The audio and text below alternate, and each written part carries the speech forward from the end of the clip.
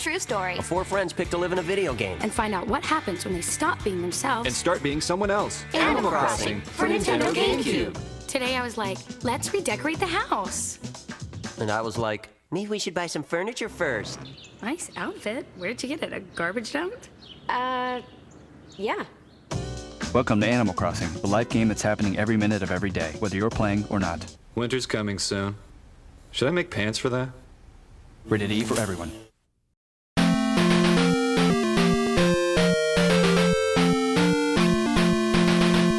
And we know Flipper lives in a world full of wonder, lying there under the sea. Alright, welcome back to another video. I'm Rachel Schaefer, your host, and apologies for the voice. I'm just getting over a viral infection, so that's a lot of fun to deal with. Anyway, we roll along because this is too important not to do a video for, because in this box is the heart of the Flippy project, and it's the Flippy Drive. And originally this is take two, because I had the newer revision, because you had choice of revision 5 or 6, but mine came without a latch. So yeah, can't exactly, I had it working even without the latch, but still can't fully install it without one, and they're easily breakable. So I got in touch with the creator. He sent me another set, and making sure I have my screws. Don't want to lose that. Don't want to lose another set of parts. I have the parts from the original, but still, you know, still don't want to lose them. All right, so here is the Flippy Drive. And this is meant to be a cross between a Pico boot and a GC loader. It's supposed to be the functionality of a Pico boot, but the same plug-and-play sort of thing with no soldering required as the GC loader. And also in the middle is not only the functionality, but the price. Because this sells, you know, for $38.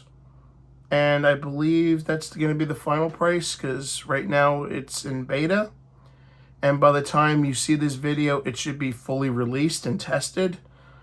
And we're just ironing out the Cube boot. And you'll see the Cube boot in a little bit. And it's just literally the size of a postage stamp.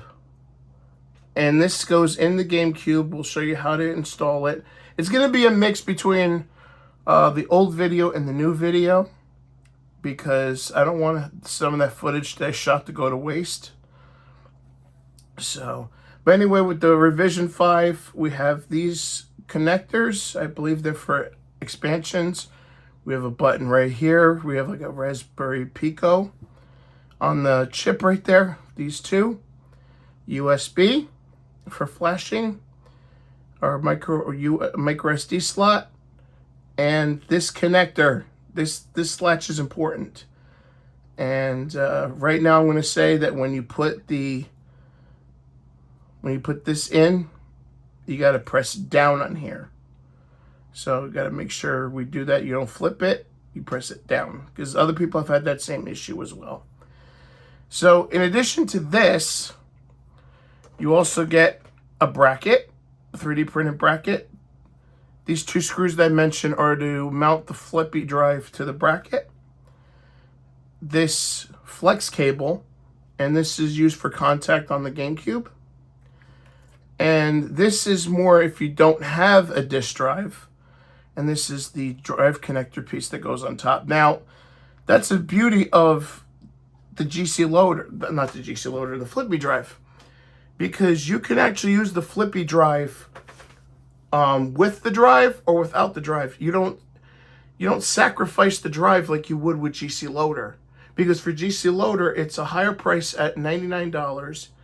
And you have to sacrifice the original drive. With this, you can put your ISOs on your SD card, on your micro SD card, and you don't have to sacrifice your original drive. In fact, you can use it in pass-through mode.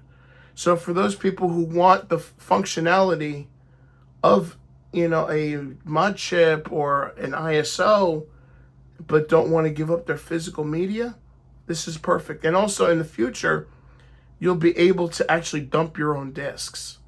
So that's also good. So let's start diving into this thing. All right, so we have our GameCube, and we're going to turn it upside down.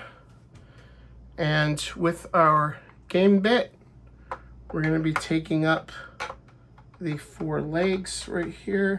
Now, it may be a little bit of a pain to position it, especially because you know how these GameCubes are.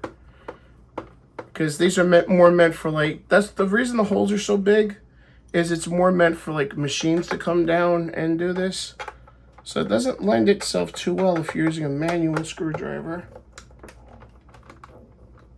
And by the way, this is why I always say do not over tighten your stuff, because you never know when you're going to need to get in. Like now, for example.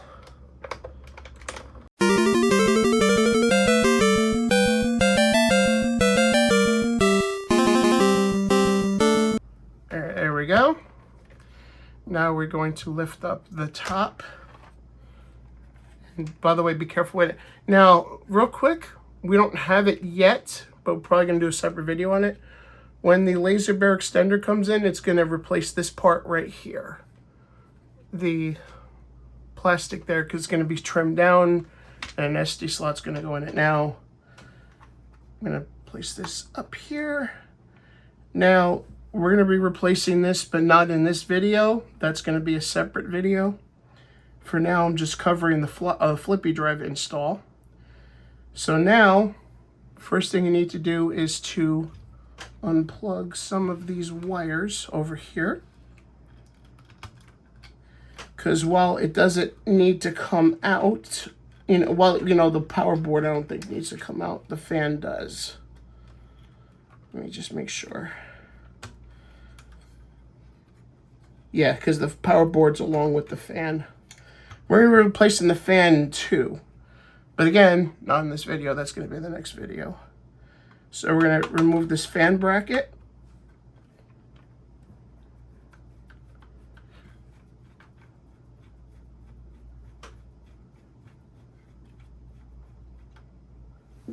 And always have your tweezers just in case this, to help manipulate the screw out.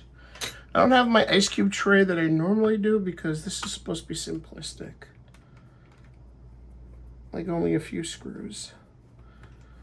Well, not like a few, but enough. Where you don't really need to worry, like where they're gonna come from. Okay, so now we should be able to take this out. And there it is, and it is quite dirty. I don't think he ever cleaned the fan on this one, which is fine because, like I said, we have a fan We have a fan already here that we're going to change over. Oh shit! The back almost came off. All right, so we already did these screws. Now we need to do some screws in the back, I believe, and these screws right here.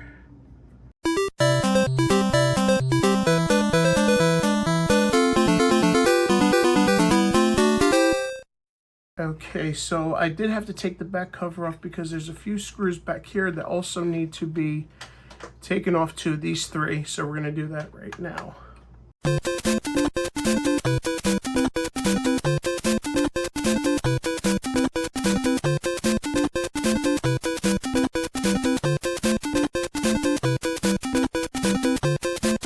Okay, and once you're done with those, we're still not done because these 4 screws in front need to also be taken off, so we're going to do that now as well. Now you can use a smaller screwdriver like this and you should be fine without stripping the screws. So we're going to do that right now.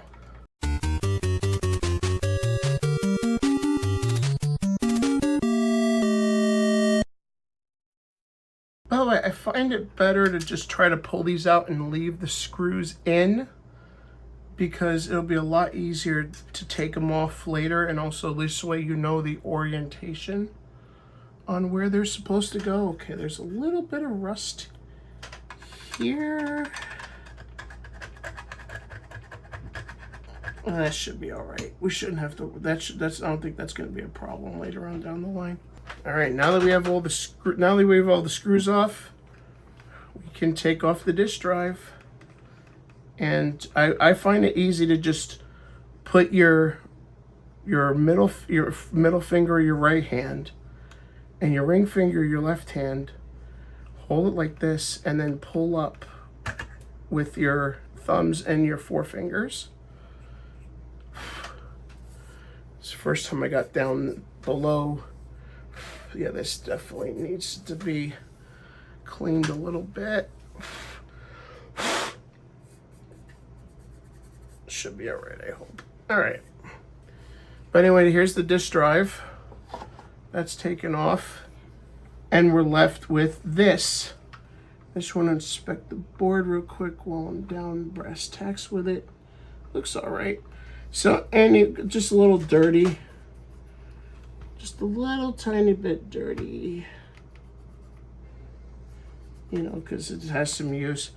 But anyway, now we're going to take this, and I already did it off camera. You don't want to you don't want to like keep the edges too sharp, but it's supposed to be in a W like this with the arrow pointed out. So with the arrow pointed out, this is what it's supposed to look like. So normally it's flat. I found it easy to bend these up first, then bend the sides like that. So the reason why it's a W is because we have pins in here, right there. And so the idea is that it'll be sharp enough where it can sit as a connector in the disk drive, like so. And you want to make sure it actually it makes connection. It may be a little bit of a tight fit, but that's the idea. So this way you don't have to screw with it. So this is how it looks after putting it in.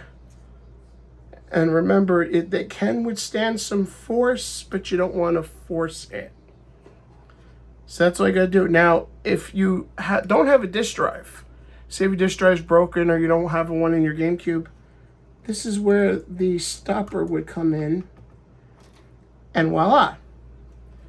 Now, that's the beauty of Flippy Drive, is you don't. It's unlike GC Loader, which you have to completely remove the drive. This one, you don't have to. It works in tandem.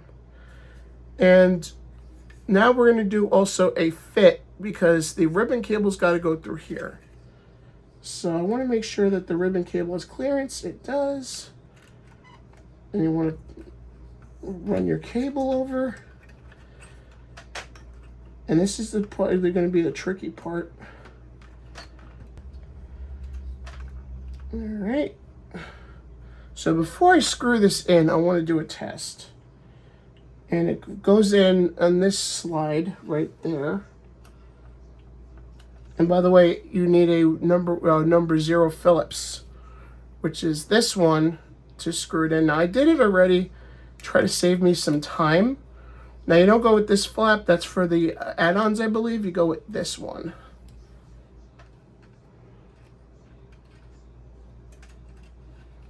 And if I could do the Joy-Cons, I could certainly in the hell do this.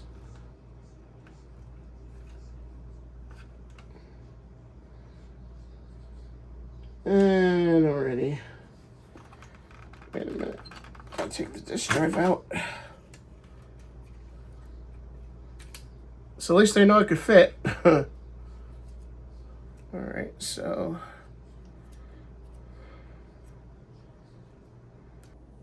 Alright. So I need to show y'all something. And this is where the instructions make it confusing. And since this is a beta, they might want to consider changing some things, but that's just my opinion. I don't know why my camera isn't behaving today. But this is the correct orientation it's supposed to go, because I thought I was doing it wrong, but I was doing it right the whole time. Because this is supposed to be, the stop gap is supposed to be over there. Because when you put it in, you flipped it to the basically the arrow goes in the back because that's where the connector is. The connector's in the back. So that's why they don't want you to like pre-prep it. That was my fault. But this thing is a little bit of a pain in the ass to put in. Even after everything's installed, because it kept falling out. I had to use the tweezers to get in. So I don't know, maybe if it needs a little more slack or it needs a locking mechanism in the back, something. But it's in, and these are where the 2 screws come in. And this is where it's underneath. Now, I'm not putting the screw back here. You could if you want to. But for now, I'm not going to because I'm going to put this back so we can test it. Okay, so it's been a few days fucking with this thing. And I'm going to try to give you the fucking short version. So, you seen I had 2 different revisions of this device. I've spliced together the best video that I've done over the past couple days, but it still had trouble working. Now, I did everything right, which, you know, surprise, surprise. But the problem was weird. So we don't know exactly why. There's suspicions it could be the third-party adapter. I've since ordered an OEM and it's on the way. But literally one of the troubleshooting steps that Chris told me to do was to literally have the top off and connect the Flippy Drive up to the computer via USB while it's still attached to the Gamecube. You know, so basically you figure this Gamecube like this, it's connected, and I had it in the USB connected to the PC. Originally, we were supposed to use putty in order to get into it, figure out what it was doing. But when the damnedest thing, you know, literally the first step they told me to do was turn on the GameCube while it's connected to the PC. Don't do putty yet. So I did that, and the fucking thing works. It started doing the bootloader, it started writing the file, and it worked. Took it off power, brought it in the kitchen, put everything back, hooked, you know, just buttoned everything up, brought it back to the living room, still works. So now it's been a couple of hours, and as Chris said, to let it get cold. So I had it unplugged for a few hours. So now on camera, with the MemCard Pro in, damn, excuse me, with the MemCard Pro in and with the BitFunks adapter, we're going to try to turn it on and see if it still works. So let's go.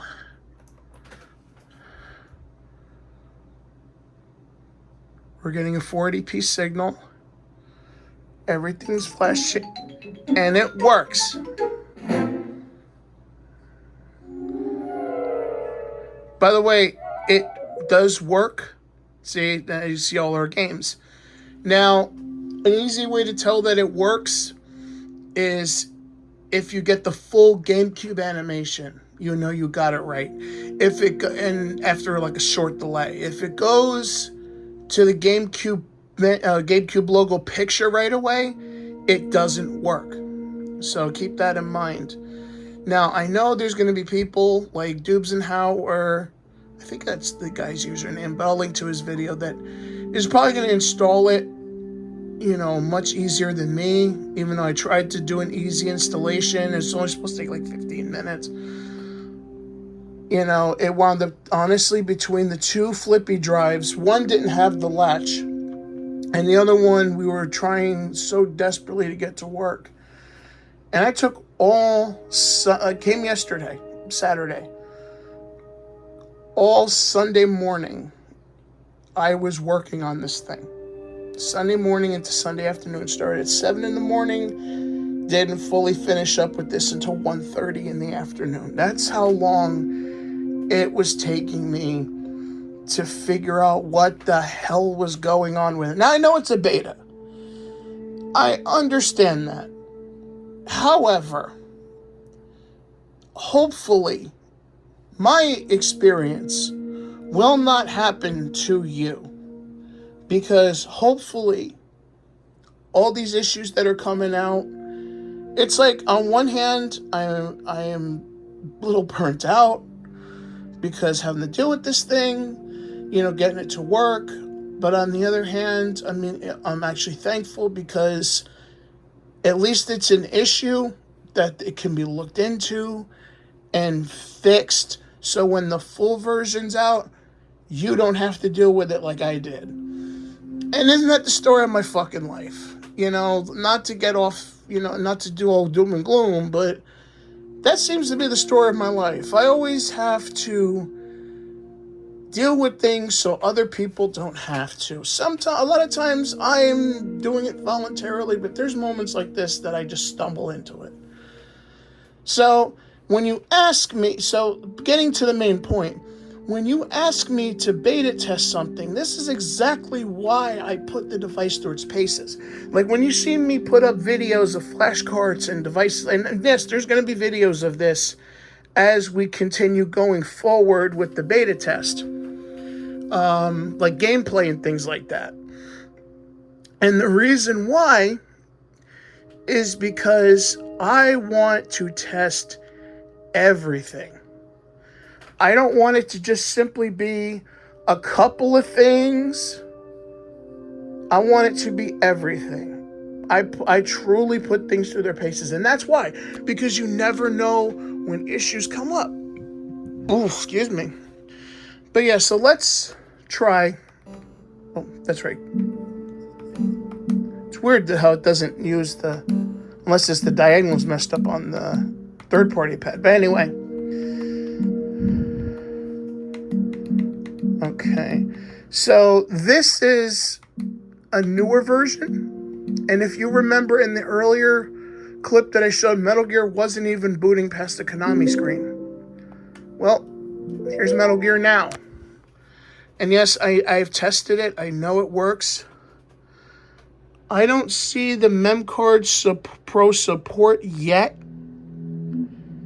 because you could see that it's not going to the game, like it's not getting the game ID, and that's something I think they're working on for other stuff, not just the MemCard Pro, because apparently there's a discrepancy with the game IDs.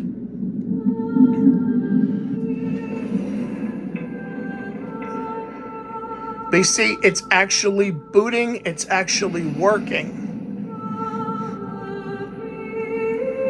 So as far as the installation, now I can consider it a success. But think about what it took. It took a complete replacement unit, 2 flex cables, a PC to literally plug into, and Alaska's Fox Archipelago. And I had issues that no one else ran into. And also, for those people in the Discord, when things like that happen, don't jump on the person and act like they're an idiot. Because let me tell you something, I've been doing this for 20 years. I know what I'm doing. I have found something, thank goodness, that could be fixed. Work together instead of coming together to attack people. So a lot of lessons were learned today. Alright, so it's been about a week and a half later. I had some time with this thing. What is the big story? Why didn't it work? Well, you see, the jump start was part of it. Because what had happened is another smaller issue that actually blew the whole thing wide open. And kind of made me see exactly why I was having such difficulty with it. I have the MemCard Pro. It's right here. Now, I was obviously testing as many games as I could, especially with me still a little sick as I'm recording this, so I haven't really played too much as I'd like. But the problem came when I tried to save 18-Wheeler, which is a game I played on the Dreamcast. And instead of getting a regular MemCard, memory card thing, the whole, do you want to create a save? It instead gave me this screen, which told me that my memory card was corrupt and that I needed to reformat. Well, how the hell can this be? It's an SD card. There's no way that it would be corrupt, right? Well, it blew even more wide open when come to find out, when I did format, quote unquote, my memory card and made a whole new file and then used Dolphin to load it back in, and it worked fine. Weird problem, right? Well, Chris decided to test that because they have a whole bunch of GameCubes themselves. One for every region, all that other fun stuff. And when they came back to me, they said that they found the issue, but it was with an original launch Japanese GameCube. So then my mind's going like, okay, that's weird. And then Extrems, who is very active on that Discord, who's pretty much made any GameCube or Wii homebrew that you could think of, they've made. So they asked me a weird question. What color was my press start screen? And I didn't know about this prior. This is the first time I've heard it. I'm sure it's the first time a lot of you have heard about it. My press start screen is different. And as well as this. Because, and that's why I give context clues, because if you'll notice, for GameCube, this is usually purple. This is usually purple. And if I click on this, and Cube Boot actually piggybacks off the actual IPL, which is the initial program loader of the GameCube. So anything in the official IPL is going to be here. So you can see the text is pink. Come to find out, I have actually a rare version of the GameCube. I have literally an original American unit. And why is that important?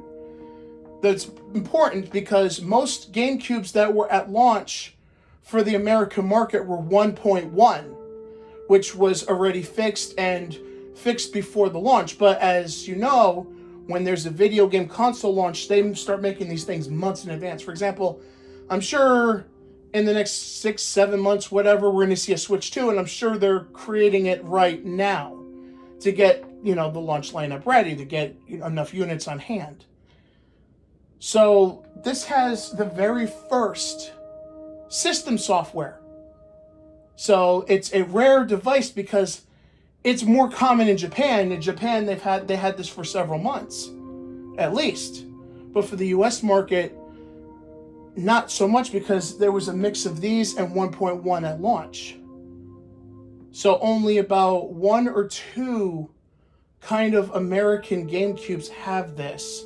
Not like numbers like, okay, there's only 2 in the world, but versions.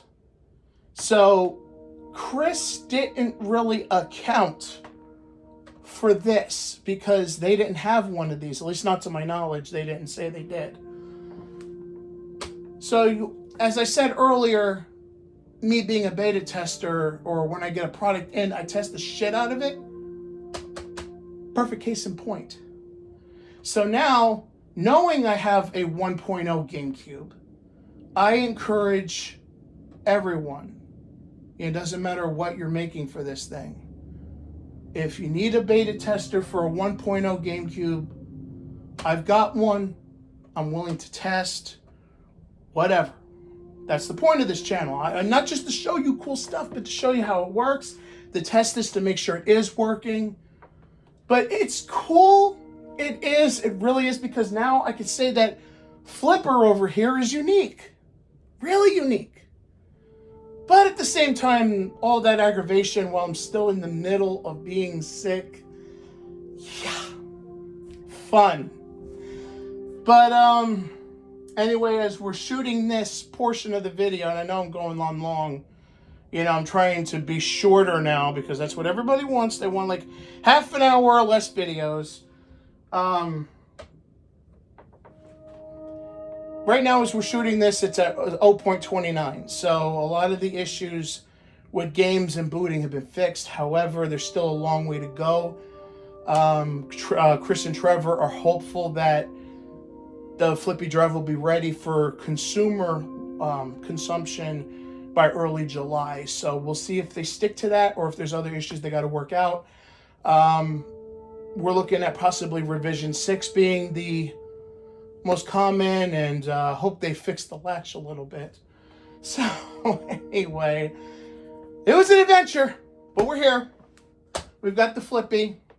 It's working. Flipper's working just fine. And I know there's a few things missing, but they'll come down the line because I'll show you why. I've got these from Cricks. Oh, upside down.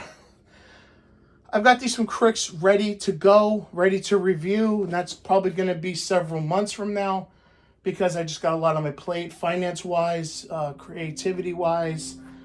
So, and also when I do these two, not only do I want the GameCube player for this, but I want the shell that doesn't come out till late June. Also, I want to get a dock so I can actually show analog pocket footage. But this is going to be part of the Flipper project, a big part of it. Testing out GameCube games. But one thing I can show you to come, hopefully next week, is I'm going to be showing you, again, got a lot of stuff here, this bad boy.